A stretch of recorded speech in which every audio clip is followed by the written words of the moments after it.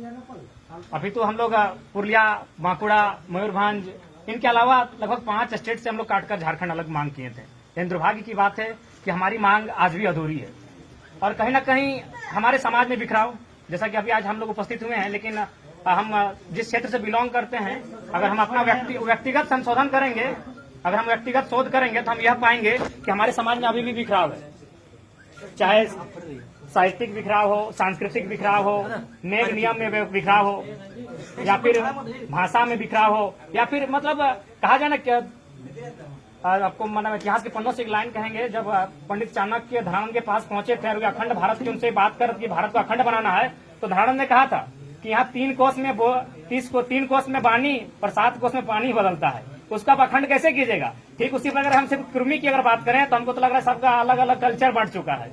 हमको नहीं लगता है कि कोई अपना 12 महीना में 13 को पर्व करते हैं, कि लगभग एडॉप्टेड हो चुके हैं हम लोग।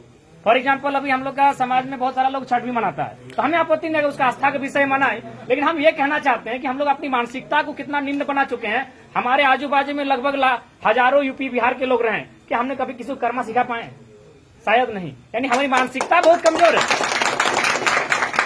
कहा गया कि तोता कभी भी गुलाम हो जाता है क्योंकि वो दूसरों की भाषा में गाने का नकल करने लगता है, लेकिन कौवा कभी गुलाम नहीं होता है क्योंकि वो अपनी भाषा, अपनी संस्कृति में रहता है। इसलिए लोग अगर किसी को गुलाम करते हैं तो उसका पहला अर्थ यही होता है कि कहीं ना कहीं वो अपनी भाषा से भटकता है, कहीं ना कहीं वो अपने कल्चर से भटकता है, कहीं ना कहीं अपने रीति रिवाज से भटकता है। तो आज अगर हम में बिखराव है तो इसका प्रमुख कारण यही है कि हम लोग एकजुट होकर भी, सिर्फ नाम से हम लोग कुर्मी, लेकिन वास्तव में अगर हम लोग शोध करेंगे तो हमें मतलब एक बांधने का जो सूत्र होता है वो कहीं नहीं, वाणी और पानी सब अलग अलग हो चुका है। इसलिए समाज को एक नए रूपरेखा की आवश्यकता है, जो पुनः एक बार एक बैनर के तले अथवा एक विचार के तले अथवा एक भाषा के तले फिर से पुनः आदिवासी और कुर्मी को एक सूत्र में बांधा जाए, क्योंकि बिना एक सूत्र में बांधे संभव नहीं है कि हम लोग हमारे शहीद आंदोलनकारी जिस सपने को लेकर चले थे वो सपना पूरा हो पाएगा।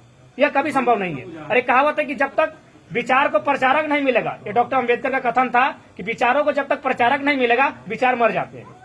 यहाँ कितने लोग, कितनों ने सुंदर सुंदर झूमर का प्रस्तुति किया, कितनों ने वक्तव्य रखा, लेकिन अगर वो विचार उसके हृदय में रह जाएगा तो विचार मर जाता है। इसलिए विचारों को प्रचारक की आवश्यकता होती है, और संभवतः हमारे पास अपना संसाधन नहीं है, न हमारा प्रेस है, न हमारा मीडिया है। लेकिन ये सौभाग्य है कि इस 21वीं सेंचुरी में क्रांतिकारी परिवर्तन आया, सोशल मीडिया, कम से कम हम लोग अपना प्रचार करें। बिना प्रचार का विचार मर जाता है। एक सुंदर सी पंक्ति सुनाना चाहेंगे कि युद्ध का दौर अब खत्म हो गया है, युद्ध का दौर अब खत्म हो गया है, अब सेना का ध्यान किधर है, मेरा गांव जंगल पर्वत पहाड़ जिधर है। उनकी सुनने की खत्म हो रही है, उनकी सुनने की क्षमता खत्म हो रही है, उनकी सुनने की क्षमता।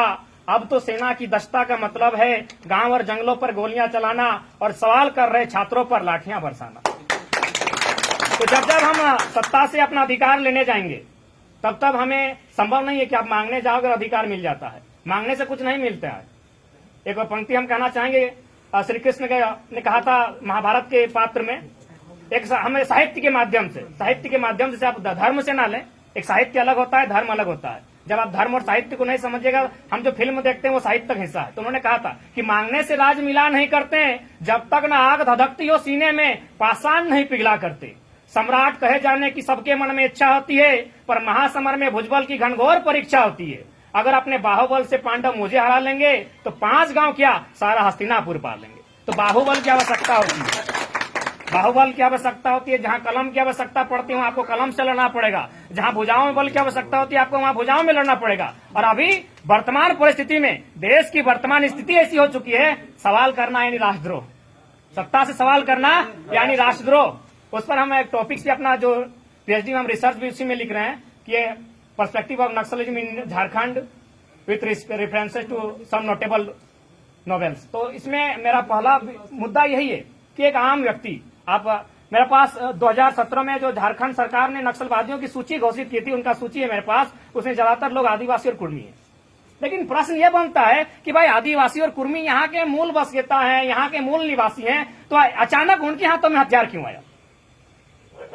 अचानक उनके हाथों में हथियार क्यों आया? तो इसका सरल सा उत्तर है कि कहीं ना कहीं उनका आर्थिक और सामाजिक शोषण होने लगा, उनकी जमीन, उनका जंगल पर उनका अधिकार छीनने लगा। इसलिए आज जो समाज, जो समूह हमेशा शांत रहना पसंद करता है, जो दुनिया से दूर जंगलों में बसर रहना पसंद करता है, गुजर बसर करना पसंद करता है, आज वो हथियार बंद होकर एक सशक्त क्रांति लेकर समाज में आ चुका है। तो कहीं ना कहीं इसका परिणाम बहुत ही व्यापक और आसान नहीं है। कोई भी मंजिल को अगर हम हासिल करना चाहते हैं तो आसान नहीं, उसके लिए हमें न जाने कितनी बलिदानी, कितनी कुर्बानियां देनी होंगी, तब जाकर मंजिल मिलेगी। और हमारा गौरवशाली इतिहास रहा है। हमने बड़े गौरव के साथ इस झारखंड का गुणगान किया है। इस झारखंड को कहा जाए तो हमने अपने रक्त से सींचा है। तो आज पुनः आवश्यकता है अपने रक्त के साथ साथ, अपने लेखनी के साथ साथ हमें हर विभाग में, किसी एक विभाग से आप झारखंड में अपना हुकूमत नहीं जमा सकते। मेरे एक टीचर थे, वो कहते थे कि राम बाबू सिर्फ कलेक्टर ऑफिस में नहीं, जरूरत पड़े तो परासनगर के प्रहरी में भी आपका आदमी होना चाहिए। कलेक्टर के ऑफिस में अगर आदमी है और परासनगर के प्रहरी में नहीं है तो फिर हम लोग झारखंड में उस सोच के साथ, उस विचार के साथ हुकूमत नहीं कर सकते।